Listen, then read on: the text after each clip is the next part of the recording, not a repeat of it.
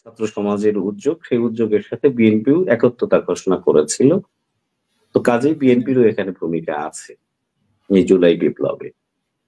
তো জুলাই বিপ্লবে বিএনপির ভূমিকা আছে। বিএনপি মূলত চায় সেটি হলো যে রাষ্ট্রের মালিকানা জনগণ, জনগণকে রাষ্ট্রের মালিকানা ফিরিয়ে দিতে হবে। এখন বিএনপি সেই ক্ষেত্রে জনগণের ভোটাধিকার প্রতিষ্ঠা করবার ক্ষেত্রে তারা বিবৃতি দিবে, সভা সমাবেশ করবে, এটা তো স্বাভাবিক প্রক্রিয়া। এখন আসি যে সেইখানে আপনারা শেখ হাসিনাকে ফাঁসি দিবেন, তারপরে ভোট দিবেন। শেখ হাসিনা ফাঁসির প্রক্রিয়াটা তো এত সহজ না। জনগণকে যদি রাষ্ট্রের মালিকানা আপনি স্বীকার করেন তাহলে ভোট দেন। ভোট কালকেই দিতে হবে, বিএনপি কিন্তু তা দাবি করেনি। বিএনপি বলেছে ভোট যবেই দেন, কিন্তু আপনারা তো একটা নির্বাচনী তফসিল ঘোষণা করতে পারেন যে আমাদের এই নাগাদ ভোট হবে। সেটা হতে পারে 100 বছর পর। একমত হলো যে ব্যাপারটি যেভাবে রাজনৈতিক ময়দান গরম হয়ে উঠেছিল 31 তারিখে গত, সেই 15 দিন যে সময়, এই 15 দিনের মধ্যে প্রথম কথা হলো আমাদের অ্যাঙ্কার যে কথাটি বলেছেন, অত্যন্ত চমৎকার কথা, যে 15 তারিখের মধ্যে, জানুয়ারির 15 তারিখের মধ্যে প্রোক্লামেশন অফ জুলাই এটা ঘোষণা করা সম্ভব হবে কিনা সরকারের পক্ষে। আমার এইখানে একটু সন্দেহ আছে, দ্বিধা আছে, দ্বন্দ্ব আছে। সম্ভব নাও হতে পারে। এটা হলো আমার ব্যক্তিগত মতামত। শ্রদ্ধেয় জনরা মতামত তাদের মতো করে দিবেন। আর দ্বিতীয় যে কথাটি সেটি হলো লোহা ঠান্ডা হয়ে গেলে তার শেপ নিবে না, যে কথাটি আমাদের শ্রদ্ধেয় অধ্যাপক কলিমুল্লাহ স্যার বলেছেন। আমি এই কথার সাথে স্যারকে সেলুট দিয়ে যে কথাটি বলতে চাই একজন সংবাদকর্মী হিসেবে, আমি এই কথার সাথে সম্পূর্ণ একমত। ইতিমধ্যেই স্যার আরো কয়েকটি কথা বলেছেন যে কথার সাথে আমি একমত পোষণ করছি। সেটি হলো যে তাদের প্রোগ্রামটি চেঞ্জ করে মার্চ টু ইউনিটি যে প্রোগ্রামটি করলেন, এই বিষয়ে আমরা সংবাদকর্মী হিসেবে অভ্যন্তরীণ যে কথাগুলো জানতে পেরেছি যে সমন্বয়করা একটা গ্রুপ বলেছিলেন মধ্যরাতের দিকে যে আমরা প্রোগ্রাম না করি। আরেকটা গ্রুপ বলেছিলেন যে না, প্রোগ্রাম তো আমাদের দেখেছি, করতে হবে, ভিন্ন নামে হলেও করতে হবে। তো এই সব নিয়ে আবার কালকে একটি নিউজ আমি সংবাদপত্রে দেখলাম, সেটি হলো যে এখানে বিএনপির ভারপ্রাপ্ত অ্যাক্টিং চেয়ারম্যান তারেক রহমান সাহেব হস্তক্ষেপ করেছে, কিংবা প্রধান উপদেষ্টা হস্তক্ষেপ তো করেছেনই। বিভিন্ন হস্তক্ষেপের মাধ্যমে কিছুটা ছাত্র সমন্বয়করা একটু শিথিল হয়েছেন, এরকম আমরা সংবাদ মাধ্যমে অবগত হয়েছি। আর যে কথাটি বলা দরকার সেটি হলো মোটা দাগে আমরা যদি দেখি যে বিএনপির স্থায়ী কমিটির সদস্য আমির খসরু মাহমুদ গতকালকে, আমির খসরু চৌধুরী, তিনি যে গতকালকে একটি বক্তব্য দিয়েছেন, সেই বক্তব্যটি আমাদের ভাবনার খোরাক যোগাচ্ছে। সেটি হলো কালকে জাতীয়তাবাদী ছাত্র দলের প্রতিষ্ঠা বার্ষিকী ছিল। সেই প্রতিষ্ঠা বার্ষিকীতে তিনি বক্তব্য হাজির করেছেন। তিনি বলবার চেষ্টা করেছেন মোটা দাগে যে আমরা বিগত দিনে গণতন্ত্র প্রতিষ্ঠার আন্দোলন করেছি, নাম্বার 1। নাম্বার 2 হলো যে বিএনপি জনগণের ভোটাধিকার ফিরিয়ে দেওয়ার আন্দোলন করেছে। ছাত্রদের যে উদ্যোগ ছিল, আহ বৈষম্য বিরোধী ছাত্র সমাজের উদ্যোগ, সেই উদ্যোগের সাথে বিএনপিও একত্রতা ঘোষণা করেছিল। তো কাজেই বিএনপিরও এখানে ভূমিকা আছে এই জুলাই বিপ্লবে। তো জুলাই বিপ্লবে বিএনপির ভূমিকা আছে। বিএনপি মূলত চায় সেটি হলো যে রাষ্ট্রের মালিকানা জনগণ, জনগণকে রাষ্ট্রের মালিকানা ফিরিয়ে দিতে হবে। জনগণকে ফিরিয়ে দেওয়ার পর জনগণ ডিসাইড করবে কাকে ক্ষমতায় বসাবে ভোটের মাধ্যমে, কাকে বসাবে না। এর সাথে সংস্কারের মিল অমিল এগুলো কোনো কিছুই তারা বলবার চেষ্টা করছে না। যে সংস্কার একটা ধারাবাহিক প্রক্রিয়া, এটা চলতে থাকবে, এর মাঝখানে নির্বাচন হতে থাকবে, জনগণের মালিকানা জনগণকে ফিরিয়ে দিতে হবে। সবচেয়ে আশ্চর্যজনক যে কথাটি আমি বলতে চাই সেটি হলো যে এটা যদি ফিরিয়ে দেয়া না হয়, যেটা বলেছেন আমির খসরু মাহমুদ চৌধুরী, তিনি বলেছেন যে এটা যদি ফিরিয়ে দেয়া না হয় তাহলে ফ্যাসিস্ট হাসিনার মতো বর্তমান সরকারকে বিদায় নিতে হবে।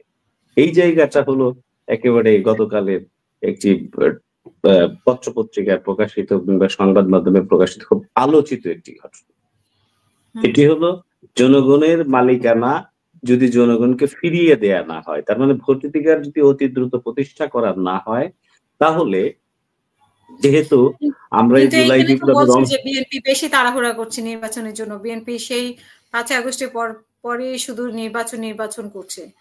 তো সেখানে বিএনপি একটু মানে বাড়াবাড়ি হচ্ছে কিনা? আচ্ছা, রাষ্ট্রের যে ব্যাপারটি সেটা বিএনপির ধারাবাহিক যে আন্দোলন 16 বছরের ধারাবাহিক আন্দোলনটাই ছিল হলো জনগণের ভোট অধিকার প্রতিষ্ঠা করা। রাষ্ট্রের মালিককে জনগণ, জনগণের ভোট অধিকার প্রতিষ্ঠা করা।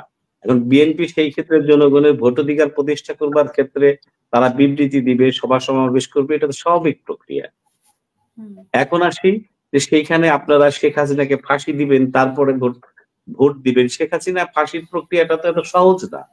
এখানে সাক্ষী সাবদের ব্যাপার আছে, মামলার ব্যাপার আছে, রায়ের ব্যাপার আছে, ইত্যাদি ইত্যাদি ব্যাপার আছে। তারপর হাইকোর্ট আছে, তারপরে সুপ্রিম কোর্ট আছে। তার মানে আমরা 111 যে বিষয়টি দেখেছিলাম -2 ফর্মুলা, বিএনপি এটা ভাবতেই পারে যে আবার সেই -2 ফর্মুলায় যাচ্ছে কিনা, যেটা রুহুল কবির রিজভী বিএনপির মুখপাত্র তিনি ইতিমধ্যে এই কথাটি বলবার চেষ্টা করেছেন যে জামাতের সাথে আঁতাত করে এই সরকার -2 ফর্মুলার দিকে হাঁটছে। এই জায়গাটা বিএনপি একটি রাজনৈতিক দল হিসেবে তো ভাবতেই পারে। জনগণের মালিকানা জনগণকে ফিরিয়ে দেবার ক্ষেত্রে আমি যদি জামাতের এই সাথে কথাই কেন বলি, সরকারের আতাত হলো হঠাৎ করে? সরি, জামাতের সাথে কেন আতাত হলো সরকারের? এটা আমরা সংবাদকর্মী হিসেবে জানি, আমাদের শ্রদ্ধেয় স্যার অধ্যাপক কলিমুল্লাহ স্যারও জানেন যে রাষ্ট্রের গুরুত্বপূর্ণ জায়গায় জামাতের লোক বসে গেছে। এই বসে যাওয়ার ব্যাপারটি হলো কিন্তু যে এটা তো আমরা আমরাও জানি যে জামাতের লোক যেরকম বসেছে বিএনপির লোকও বসেছে। আমরা চিন্তামি না, সেটি হলো যে ঢাকা ইউনিভার্সিটি, ঢাকা বিশ্ববিদ্যালয়ের 2 জন সভাপতি এবং সেক্রেটারি যে আবির্ভাব ঘটলো, যে তারা ঢাকা বিশ্ববিদ্যালয় কমিটির সভাপতি এবং সেক্রেটারি, তাদেরকে আমরা অন্য নামে চিনতাম। জামাত যেভাবে রাজনীতি বিগত দিনে করেছে যে কৌশলে, সেই কৌশলটি হলো এখনো বিএনপির মধ্যে জামাত আছে, এখনো আওয়ামী লীগের মধ্যে জামাত আছে, এখনো জাতীয় পার্টির মধ্যে জামাত আছে, এখনো বিভিন্ন ইয়ের মধ্যে জামাত আছে। এগুলো জামাতের কৌশলের অংশ বিশেষ রাজনীতির। বিএনপির রাজনীতির কৌশলের অংশ বিশেষ হলো তারা স্পষ্ট বিএনপি, যে আমরা বিএনপি জাতীয়তাবাদী দল। এখন জাতীয়তাবাদী দল বিএনপি তারা তো বলতেই পারে যে এটা ম্যান্ডেট নেন, ম্যান্ডেট নিয়ে ডক্টর ইউনূস মহোদয় ক্ষমতায় থাকুক না, আমাদের তো সেটা নিয়ে কথা না। কথা হলো আমি ভোট দিতে পারিনি, জনগণ এই রাষ্ট্রের মালিক যদি আপনি বলেন, জনগণকে যদি রাষ্ট্রের মালিকানা আপনি স্বীকার করেন তাহলে ভোট দেন। ভোট কালকেই দিতে হবে, বিএনপি কিন্তু তা দাবি করেনি। বিএনপি বলেছে ভোট জবেই দেন, কিন্তু আপনারা তো একটা নির্বাচনী তফসিল ঘোষণা করতে পারেন যে আমাদের এই নাগাদ ভোট হবে, সেটা হতে পারে 100 বছর পর, সে তফসিলটি আপনারা হাজির করেন, শেষ এটা তো বিএনপির আপত্তি নেই। কিন্তু কথাটা হলো, মূল জায়গাটা হলো আপনারা ভোটেই বা কেন যাবেন না? এখন ছাত্ররা আন্দোলন করেছে, আন্দোলনে কি আমরা ছিলাম না মাঠে সংবাদকর্মী হিসেবে? আমিও তো ছিলাম। আন্দোলনে কি আমাদের শ্রদ্ধেয় অধ্যাপক কলিমুল্লাহ স্যার কি ছিলেন না? সেও তো তার জায়গা থেকে ভূমিকা রেখেছেন। এখন তিনি বন্দুক নিয়ে লাঠিসোঁটা নিয়ে পেটা করবেন এরকম বয়স কি তার আছে? তা তো নাই। তিনি তার জায়গা থেকে, বুদ্ধিবৃত্তির জায়গা থেকে তিনি আমরা তাদের টকশো দেখে উনি উদ্বুদ্ধ হয়েছি। কন্টিনিউয়াস প্রতিদিন আমাদের সাথে টকশো করেছে, রাইট, তার জায়গা থেকে তিনি ভূমিকা রেখেছেন। এখন আসি হাসিনা আপা, আপনি কি ভূমিকা রাখেননি? আপনিও আপনার জায়গা থেকে ভূমিকা রেখেছেন। রাইট, মামলার আসামি হয়েছেন। স্যার যে রিস্ক নিয়েছেন, তিনি একটা ইউনিভার্সিটির ভিসি ছিলেন, সেই জায়গা থেকে যে রিস্ক নিয়েছেন, রিভোল্ট করেছেন আওয়ামী লীগের বিরুদ্ধে। আমি যেটা বলবো, শহীদ জিয়াউর রহমান যেমন রিভোল্ট করেছিল পাকিস্তানের সৈনিকদের বিরুদ্ধে, ওই রকম রিভোল্ট করে স্যার যে সত্য কথাগুলো হাজির করেছেন, সত্য কথা, আমি বলছি না কোন পক্ষপাতিত্বের কথা, জনগণের কথা। আমরা সর্ব অগ্রে বাংলাদেশের জনগণ নিয়ে ভাবি। জনগণের দ্রব্যমূল্য কি আপনারা নিয়ন্ত্রণে আনতে পেরেছেন? আপনারা কি পুলিশ প্রশাসনকে কাজে লাগাতে পারছেন? আমি ঠিক এই মুহূর্তে যে জায়গায় বসে আছি আমার অফিসে, সেই অফিসে আমি মানে সিকিউরিটি ফিল করি না যে পুলিশ প্রশাসনকে ফোন দিলে পুলিশ প্রশাসন এমন কথা বলে যে আমরা কোনো হেল্প করতে পারবো না। তার মানে প্রশাসনকে আপনি ঢেলে সাজাতে পারেন নাই। আপনি আওয়ামী লীগের সেই অফিসারদেরকে সচিবালয়ে রেখে বসায় রাখবেন, তারা রিভোল্ট তো করবেই, তারা তো আগুন সময় মতো ধরাই দিবে। তো সেই জায়গাগুলো তো আপনারা চুক্তিভিত্তিক নিয়োগ দিতে পারেন নাই। এখন আসেন যে প্রত্যেকটা টিওনোকে, আপনি প্রত্যেকটা ডিসি কে আওয়ামী লীগের বসিয়ে রাখবেন। আওয়ামী লীগের কাছে কোটি কোটি টাকা ফান্ড আছে, তারা তো ষড়যন্ত্র করবেই। এখন ষড়যন্ত্র করার একটা পক্ষ, আর ষড়যন্ত্র না করে গণতন্ত্রের পথে ফেরার একটা পক্ষ, আন্দোলনের একটা পক্ষ। এই আন্দোলনের পক্ষের মধ্যে যদি বিভাজন সৃষ্টি হয়, তাহলে যা হবার কথা তাই হবে।